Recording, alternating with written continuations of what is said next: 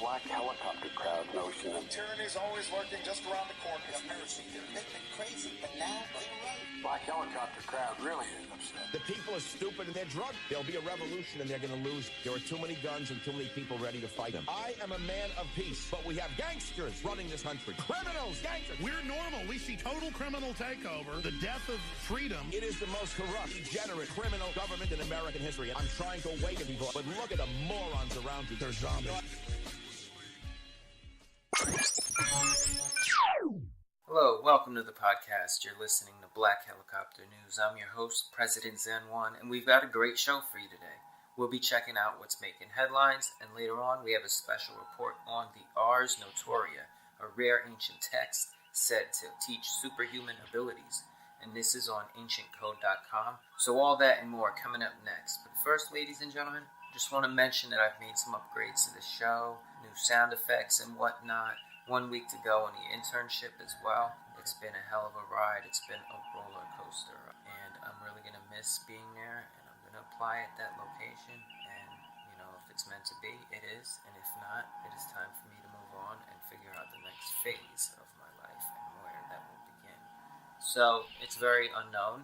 And instead of being scared of the unknown, like mankind has historically, I'm just going to at least fool myself to be like, great, the unknown, awesome.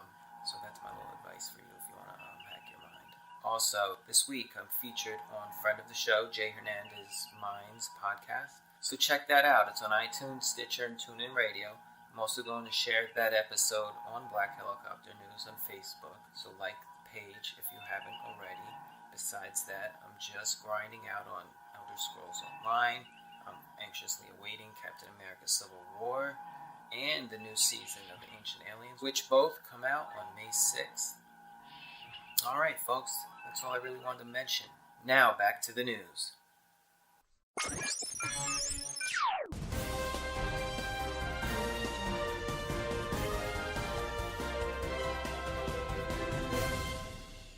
Jesse Ventura. I'll run for president if Bernie Sanders loses. This is on AboveTopSecret.com. Jesse Ventura said recently those very words, and he told the Daily Beast that Jesse Ventura was the former governor of Minnesota as an independent in '98, also was a Navy SEAL and a professional wrestler. His campaign was very pivotal and successful and encouraging because it showed an outsider could be elected. So Trump and Sanders are kind of trying to go on that kind of a angle and exploiting it on a mainstream level, but he bets he can do it again if Sanders loses and Hillary's elected going up against Trump. This is what he said. They're setting up the groundwork for me because if Bernie loses, by the time we get to June, how sick are the people going to be of all these people? He said while dressed in a Jimi Hendrix shirt. Can Ventura get in a race, raise enough money, and if he did, can he really win? I personally think he can, and I am going to vote most likely for a third-party candidate. It's looking like this year. I think the third parties have a lot of viable candidates. I think Jesse Ventura is a viable candidate, and as well as Gary Johnson, as well as Jill Stein, as well as John McAfee. I am sick of the establishment controlling us, and I know the people are too. All I know is that the globalists are taking over and that Hillary is one of them. Obama's a globalist. Many members of both parties in this false paradigm are globalists, and I don't think that they deserve to be in control of our sovereign nation. But all this talk may be for nothing, because as Ron Paul had said, voting is merely meant to pacify the people. It's actually rigged, just like the stock market's rigged. Just like the economy's rigged. Politics is rigged. 1,500-year-old mummy wearing Adidas sneakers believed to be a time traveler. A recently unearthed mummy equipped with a well-preserved pair of Adidas sneakers have intrigued archaeologists and conspiracists alike. While some consider it to be just a lucky find, others have brought conclusive arguments as why this could be remnants of an actual time traveler. And you know what? This is interesting. I'm going to post this picture on Instagram as well as another famous photo or two that I have just thought of that make the case for time travel. The one I'm thinking of offhand that reminds me of this is one in which there was someone, an individual that looked like a hipster back in, I believe believe, the 1920s or 1930s. They didn't even really have graphic tees back then, and this individual's wearing like a graphic logo t-shirt and a cardigan and some pretty hip looking sunglasses. He looks like someone walking down the street today in downtown Asbury. It's just interesting because everyone else around him is dressed as they did in that era where they all wore white shirts and ties and suit jackets and business hats. So in this one crowd, there's this one individual that just looks like he doesn't belong. And it's something that we will never know the truth of until we reach a time in our linear timeline which will bring time travel. Then we can look back on this and say it's most definitely, without a doubt, conclusive proof. It's a visual proof, if you will. So, not to get too deep into it, but time travel is amazing. We soon will be at that technological milestone moment in history. We will reach there very soon. Time travel is almost completely possible. It probably will, either within our lifetime or within our next generation's lifetime. Until that day, though, we need to focus our attention on this find in the Altai Mountains in Siberia. This unusual mummy was found. This is the interesting thing. There's a certain item on a deceased body that resembles Adidas, as we've been saying. But if the pair of shoes are authentic, then the world will know time travel is real. But I'm inclined to think some people at that time were also skilled shoemakers. So maybe the descendants of Adidas sneaker designers had designed it. Maybe it was just something, a design that was given to them in a dreamlike state, and it just passed on. And I don't know, but this is very interesting. And also, it's a well-preserved body belonging to a person that lived over 1,500 years ago in Central Asia. It was found alongside a horse, the remains of a horse, a pillow, and a sheep's head. Archaeologists also found a saddle, a bridle, a clay vase, or vase, I should say, a wooden bowl, iron kettle, and 4 different types of Mongolian clothes. I have a picture of it. I will actually post that too, so I'm going to post a few pictures on Instagram today. When this episode is coming out, it is May 1st, 2016, and you can catch me on Instagram at President Zen-1. It's a rare phenomenon. It seems to be the remains of a woman, because they found no trace of a weapon in the tomb, where male warriors were always buried alongside their bow and arrow. Okay, so it was buried in cold temperatures of the top of a mountain, and that preserved it. The thing is, this woman does not appear to be rich. She didn't even have a wallet on her. What's she doing with a fantastic pair of sneakers and some coats? Well, here's what doesn't add up. When you see somebody from that region back then, because she obviously wasn't rich, so why was she buried on top of a mountain, for one? Why did she have only one horse? That was all her possessions. So to have the coats, the many coats, I don't know, folks. Next up, Salon admits mainstream media manipulates and deceives the public. This is why MSM is rapidly losing viewership. Salon is a leftist media outlet, and it actually unintentionally admitted the mainstream media manipulates public opinion. In an article discussing non-politicians' influence over American politics, Salon claimed Amazon's Jeff Bezos bought the Washington Post to influence public opinion. Not a known political financier, but Amazon's CEO took a less direct route to political influence and purchased the Washington Post in 2013. Salon's Brendan Gauthier wrote, although it's been well documented that the mainstream media has practically been a government mouthpiece since at least the 50s, when the CIA's Operation Mockingbird began, it's ironic to see a leftist outlet like Salon openly admitting the Washington Post has a similar bias. So while I'm not a fan of Salon, I do respect them, and they do have some good articles and some good journalists there. But it's amazing. And like I said, every day this is coming out. Every day this is becoming bigger and bigger, and they're getting more and more discredited. The dinosaur media, the enemy collaborator, state-run media. And this is why I started the podcast, as I always mention, and I keep harping on it, but this is not good when the criminal media is being told what to say and what not to say by alphabet agencies. I think it's disgusting. I think it's unprofessional. It goes against every principle and tenet of freedom of press and freedom of speech. And quite frankly, I've had enough of this, and I know you agree with me, folks. We have to keep spreading the word and keep fighting the info war. They are manipulating public opinion and training us to live in an Orwellian police state. So share this podcast with friends, family, and loved ones. We're making a difference. We are growing every day exponentially and reaching, potentially, conservatively, millions. And the globalists are attacking other people in other countries, so that's why this is a worldwide transmission.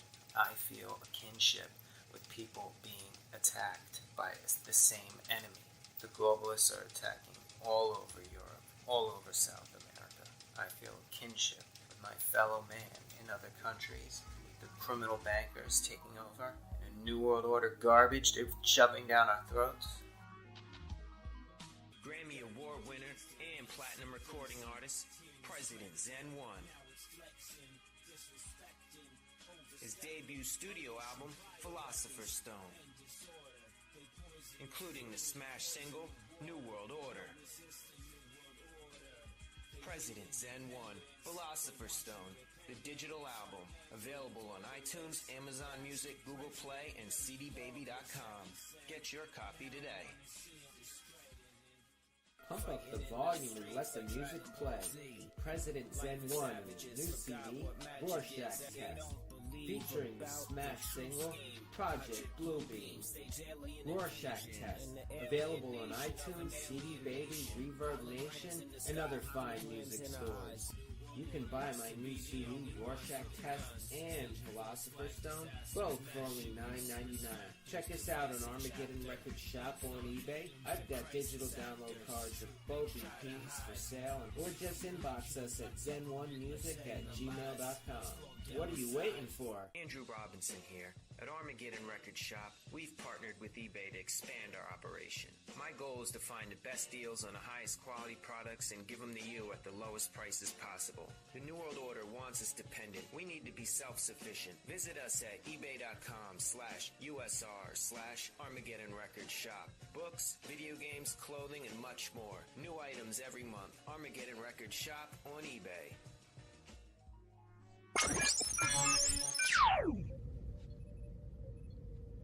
And we're back, folks. You're listening to Black Helicopter News. Alright, our special report. The Ars Notoria, a rare ancient text said to teach superhuman abilities. This is on ancientcode.com. The Ars Notoria is a rare ancient magical text that is said to perfect memory and master academia, among other incredible things. Do you believe that there's ancient texts that help understand how humans function? I do. Several sciences are known for avoiding many parts they can't comprehend or explain. Is it possible that this is one of them? Countless ancient books have been written in the past, promising otherworldly powers to those who welcome its knowledge. People in the past firmly believed that ancient scripts offered magical powers and ways of altering the consciousness of those who read it. As I've said many times, words have power. But where does this mysterious knowledge come from? In the distant past, not many knew how to read or interpret ancient and sacred writings, which could have inherently categorized some texts as mysterious and powerful. In this famous textbook of magic include instructions on how to create talismans and amulets and perform magic spells. There is an ancient text called the Ars Notoria, or the notary art of Solomon. This ancient text can be traced back to the 13th century, with some parts written as early as the 12th century. While there's numerous ancient texts that promised otherworldly powers in the past, this one was different because it specifically focused on prayers, meditations, and such, which focused exclusively on spells, potions, and rituals. The oldest writings of the Lesser Key of Solomon offer those who read and understand it a silver tongue, perfect memory, and unimaginable wisdom. However, since there's been numerous unauthorized revisions through the ages, it it's extremely difficult to evaluate its success and functionality. This is allegedly what helped King Solomon become wise and a talented ruler. People should not be afraid of their governments. Governments should be afraid of their people.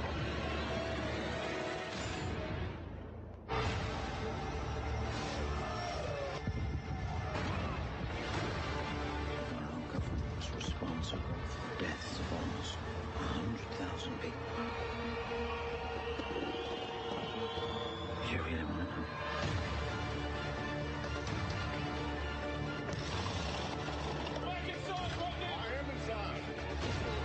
Several party members have been murdered, Chief Inspector.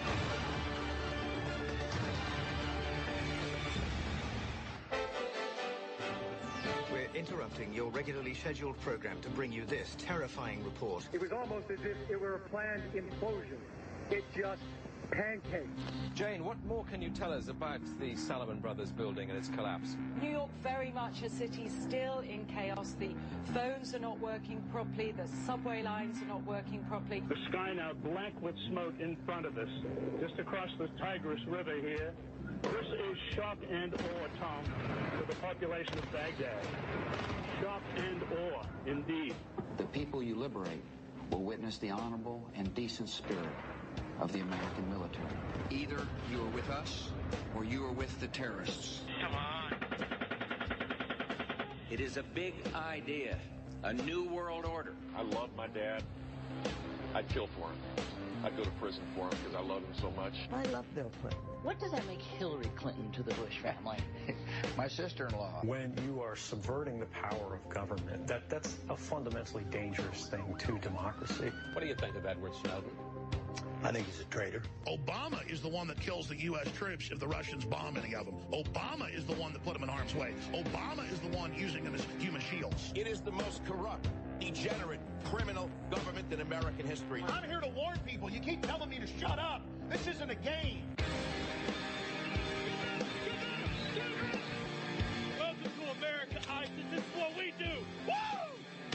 We got people that have taken your asses out in this building right now. We're armed to the teeth, and we're not scared. You got that, you sons of bitches? In 2012, your agency was saying, quote, the Salafists, the Muslim Brotherhood, and Al-Qaeda in Iraq are the major forces driving the insurgents in Syria.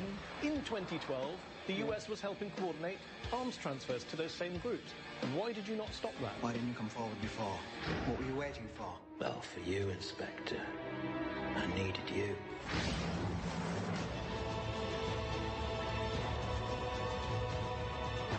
I suddenly had this feeling that everything was connected. We're all part of it. Are we ready for it?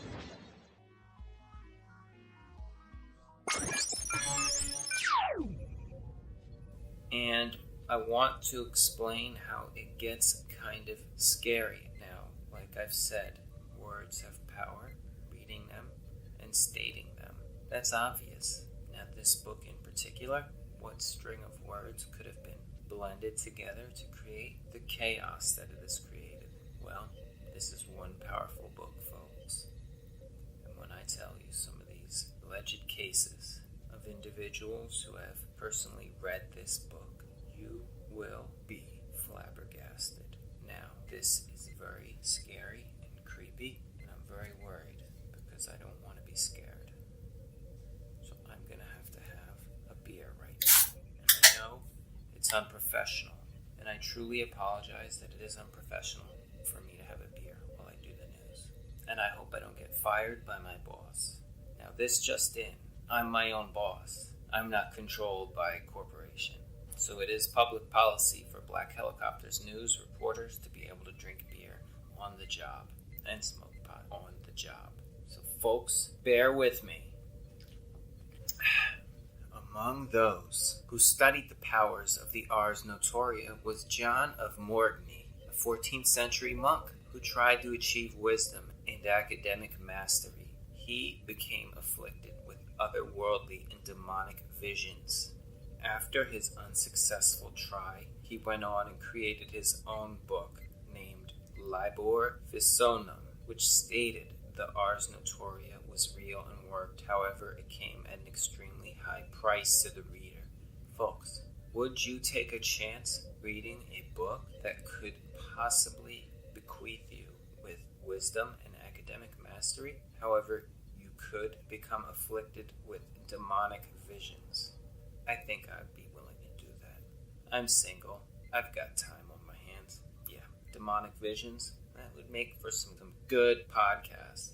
Anyway, inside the ancient text, there's a communication trick many readers will find fascinating. It's called the magnetic experiment. It details how to use lodestone in order to communicate throughout great distances. It's believed that if the two needles were rubbed against the same exact lodestone, the needles would eventually become entangled with each other. Consequently, if one needle moves, so would the other. And this sounds very true, because for such a primitive text to state something like that, a fairly recent theory in quantum physics is quantum entanglement, and this falls within that theory. Furthermore, if one needle is placed in the center of a circle of letters and images, two people could communicate across great distances by spelling out words, similar to a Ouija board.